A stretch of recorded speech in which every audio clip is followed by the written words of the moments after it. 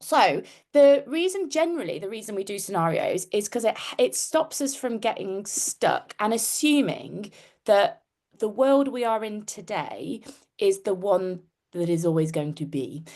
Because if you can't really see beyond where you are today, you are more vulnerable to change. That's the whole point of scenario planning. Whether you're doing it in a context of business continuity, like, oh, everything's tickety-boo, it's all going to be fine.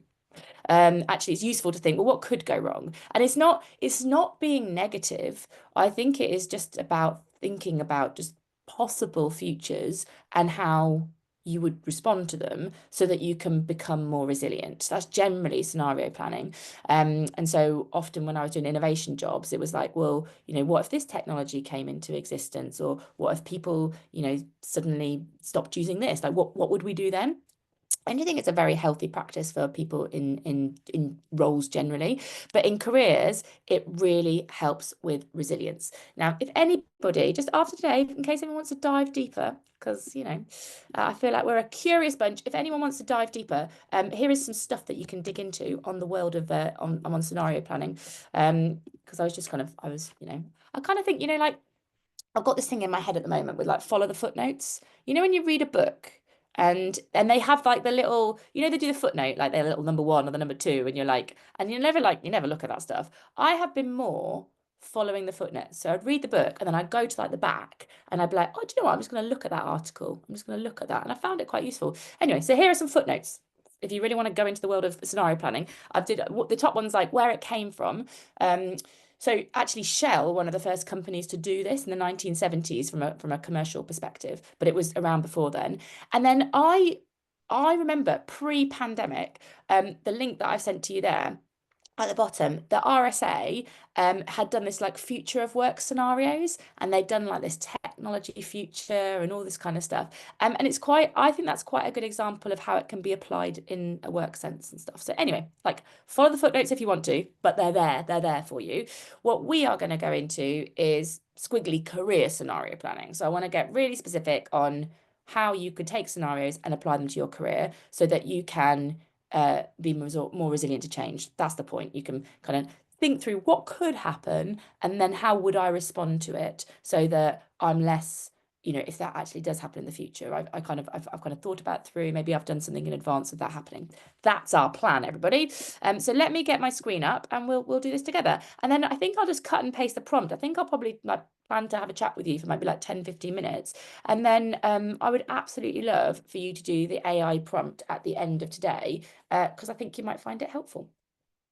So let me get my screen up. Hopefully you will see a blue screen in a second. Zoom has been a little bit fiddly of late for me. There we go. Cool. So we kind of made up. That sounds really unprofessional. We creatively formed the thoughts for our particular matrix for scenario planning. I mean, you can kind of for scenario planning, you can kind of use whatever dimensions you want. But when we were thinking about how could we generate some useful scenarios for people to think about their squiggly career, the way that we thought about it was on sort of likelihood of something happening. So the idea here was kind of on one side of the scale, you've got kind of this is something that could happen. So kind of a higher likelihood of it happening. And this thing probably won't happen. So our kind of first dimension was likelihood. This thing could happen. Nah, probably won't happen. Doesn't mean I should ignore it, but it probably won't happen. And then on the other, it was about desirability. So do you know what? I want this. This is something that I find very appealing, all the way through to I don't want this. This is not something that I would like in my career, please. So these were our in the podcast we talked about it a bit more professionally. We called it desirability and likelihood. So that's what's in the pod sheet. But between us, I think about it as this could happen, this probably won't happen, and I really want this, and this is not something I want. So these are the dimensions that we are going to look at for you to think about your career. So I don't know if you're feeling brave, maybe as I talk these through, type your answers into chat if you're feeling brave.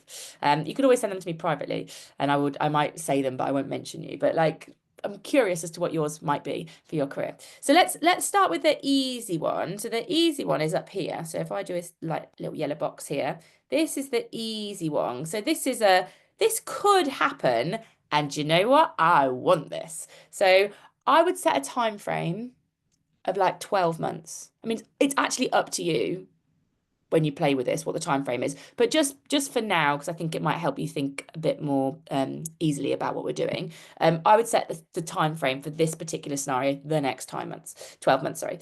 So this scenario here, this is your best case.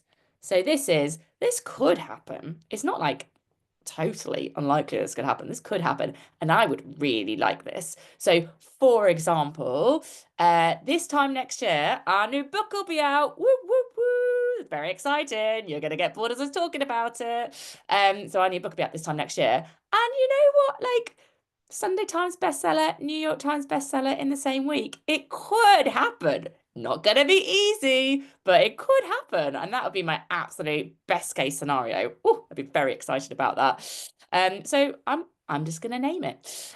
What's yours? Let me know. What's your best case scenario in the next 12 months? You can let me know privately. Somebody already has. Somebody has said to me privately, currently on a contract, like a fixed term contract, but it could be extended. And that would be my best case scenario. Brilliant. I absolutely love how specific that is. However, that person is totally talking themselves down. I can see it in the chat. I'm like, I want to give you the confidence. I also want to make that happen for you. But let me know, everyone, what's your best case? So it could happen and you want it. What would your best case scenario be?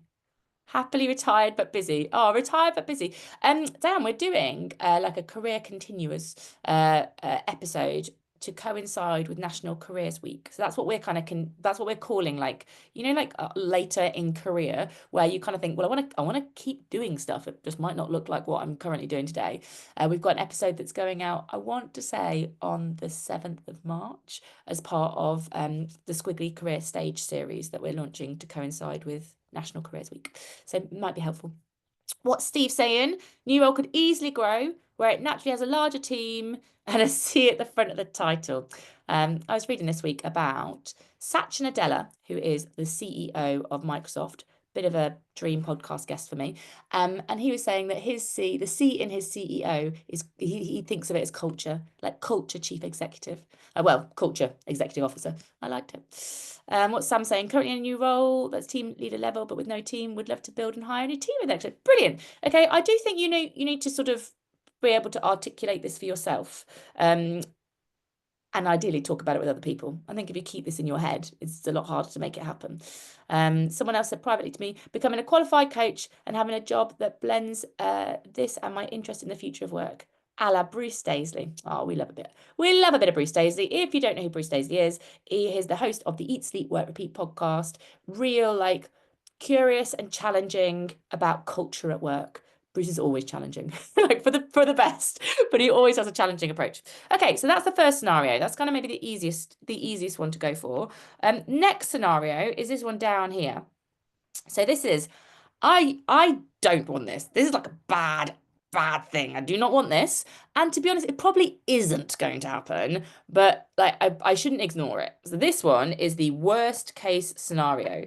So like on the podcast, I do think this is my worst case scenario. Like Sarah decides she doesn't want to work with me anymore. She doesn't want to do Squiggly. Like, what do I do then? I don't know. What do I do then? I'd be like, oh, a sad career. It wouldn't be a squiggly career. I'd be like, I've started a new podcast, Sad Careers. I just cry about Sarah not being part of it. But that would be like, I obviously don't want that. Sarah's not my other half. And it probably won't happen. She's as obsessed about squiggly careers as I am. So it's probably not going to happen. But, you know, like, it's not out of the realms of possibility that she might decide she wants to go do something different, or something in her life might mean that happens. So I shouldn't just ignore it because it's unlikely and I don't want it. Better for me to kind of think, well, you know, if that did happen, what would that look like? So what's the worst case, everybody? Appreciate this might be negative. Oh, Deborah, I'm giving you a heart because your comment is lovely. Worst case, easier to that's interesting, Caroline. Like easier to go with the worst case one. Caroline saying worst case, what the business you're in doesn't grow, company decides to make you redundant. Someone else saying privately, redundancies in my company. Anything else? Maybe redundant. So a lot of, it's very interesting, isn't it? People saying redundancy is a worst case scenario.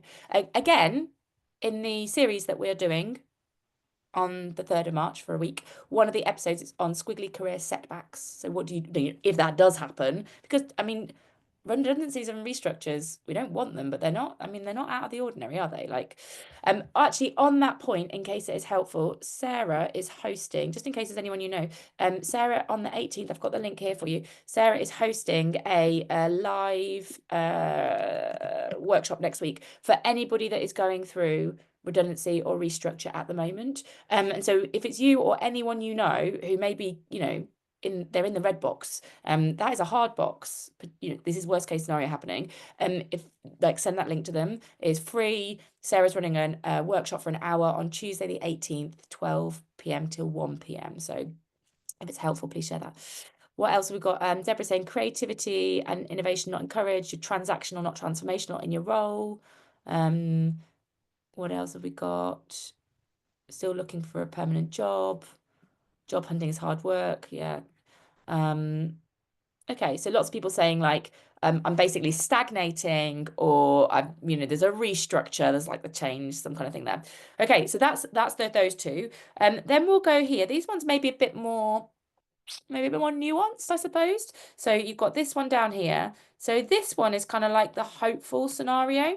So this is the, I want it, but you know, it probably won't happen. Like, based on what I know today, like, I definitely would like this, but it probably won't happen. So I would like Adam Grant to interview us on the Work Life podcast about our new book, Learn Like a Lobster. Like, I would very much like that. I think he would have a brilliant audience that would be very interested in the ideas that we've put into that new book that I'm probably not supposed to be talking about, but I've just given up not talking about it. Probably won't happen. Probably won't happen. Don't think Adam knows who we are. But you know, I'm hopeful. I'm hopeful. What is your hopeful? What's your this? I feel like this is more in the territory of wish. You know, like, I really wish this would happen. It's sort of, there's some things that make us think this is maybe not, but like, make a wish, make a wish. I know, Kimberly. How dare Adam not know who we are? I mean, growth mindset, yet. Everybody doesn't know yet. To be fair, Sarah has had some emails with him about coming on the Squiggly Queer podcast. So he probably just thinks, oh, the irritating people that keep messaging me about Squiggly. Might not be, you know, intent and impact. Might have a bit of a gap between the impression we want there. What's the wish, everyone? Someone has said to me privately, my manager leaves and I get the job. It's a great wish. But also, I feel bad because that must mean you're not in a brilliant situation if that's the wish. So I feel bad about that. Hopefully, you can get a bit of energy and support from the Squiggly Career community. Hopeful. I could shift to a slightly different role and get paid more. Working on a podcast. Love to see it take off. Oh, I love the wishes. These are lovely. Well, that's the point, Kate. That's the point. Kate says, I think wish is powerful because now I've thought about it, I can work on it to make it more likely to happen. That's the point. The stuff on this side, like, I'm jumping the gun a bit, but you know, I'm with Kate. The stuff on this side, I think you're thinking, well, what can I do that would make that more likely? Like, that's my best case. Could I talk to someone else? Could I literally just say it out loud? Could I have some conversations so people are more aware of my intentions? Like, you've all got different actions that you could take, but like, I think the point here is like, what can I do to make it more likely? And the point over here, and I'll fill in the missing box in a minute, but the point over here, it really annoys me when it doesn't join up. That one, that's like, how can we mitigate this? What can I do? If this did happen, could I mitigate it? So, for example, I've been thinking about Sarah leaving me, and what I've got is some backup business partners. I take them out for coffee every month, so I'm ready. I'm totally ready. If Sarah leaves me, I'm joking. But you know, it'd be a smart idea. I'm not going to do that. I'm going to make sure that Squiggly can scale independently of us, so it's not dependent on us. I think that's important. What are the wishes we got? I love your wishes, everybody. My wish is part of the Whoop philosophy. Farzana, I didn't even know about the Whoop philosophy, but it's a word that makes me feel happy. Wish, outcome, obstacle, plan. Whoop. Did you make Whoop up? Who do we attribute Whoop to? I like Whoop. There's a LinkedIn post in that. I've got a post every day, everybody. There's a post in Whooping. I went, whoop. I did not make this up, but Barzana, where's it come from? We should credit the Whoop. Kimberly saying, my hopeful is that my novel sells more copies. Even writing that makes... Oh, well, you've done it now, Kimberly. Let's help you sell more copies. Like, send us the link. How can we help? We can't help you. Send us a link. Let us know, what is this book? Maybe you can get busy on that while we do the next one. Okay, last box, everybody, is this one up here. What colour should I do it? I feel I don't want to do it green. I'm going to do it orange. Let's do it orange. Because this one up here, this one is the unwanted. Reject, please. But like, let's not really ignore it. This is, I don't want this to happen, but it could happen. So, for example, the unwanted strategy for me would be that like squiggly growth slows down. Like, I don't, or like, so we work with a lot of companies. So the reason that we can afford, for example, to take sponsorship of our podcast so it's less annoying to listen to, and that we, you know, the podcast costs us quite a lot of money. We're about to film it, it's going to cost us more money. Like, honestly, it costs us money as a business. And the reason that we can afford to do that is because some of the other work that we do. So we put the profits into the podcast. But if we can't do that other work, then that might mean that we couldn't do the podcast. Now, I obviously don't want that. I love doing the podcast. I always want to have learning that helps people. But, you know, there could be a slowdown in the economy. Like, it could happen. Or maybe people don't want to hear from us anymore because like they just go to ChatGPT. They're like, we don't need Helen and Sarah. I just ChatGPT that advice. Like, I don't want that. I still want to be helpful and relevant. I love my job, but I mean, it could happen. It could happen. So I think it is worth thinking about the unwanted reality, because then you think the next thought is, well, if that did happen, what could I do instead? So I'll create Sarah and Helen ChatGPT, like Squiggly GPT. That needs a better name. But you know, that we could just do that. Or what was my other one? The slowdown. We could look at other ways of sort of monetizing our business, or we could get a strategic sponsor for the podcast so that we're less dependent on one part of our business funding another part of our business. Like, it's just ideas, but the point is, thinking this through helps you to be more resilient. So if any of these scenarios does happen, you're already you've already thought about, well, I'm okay. I didn't want that, but I've already got some ideas about what I could do. I don't feel so stuck in this situation. You know, if a scenario becomes a situation, we don't want you to feel stuck. I'm just going to read Sam's little side story because I think could be very interesting. And Sam, you've made a lot of effort in typing it out. And then I'm going to give you the prompt to go play with. Sam says, a little side story about a friend using ChatGPT to scenario plan. She's feeling dissatisfied in her job, so in all these very specific prompts, and ChatGPT ended up telling her 3 companies she should work for and one place where she already works. She said that her next prompt was, what is wrong with me that I can't be happy in my LLM determined fate? I mean, I think you could spiral. I think, you know, if you could spiral a little bit with ChatGPT and scenario planning. Squiggly bot, Squignet. I mean, feel free to name Sarah and Helen ChatGPT. So just have a go at this, everybody. Like, it's not, please don't think it's doom and gloom. It is just thinking beyond where you are today and what that might mean for actions you could take to make things more likely or to be more resilient if it does happen.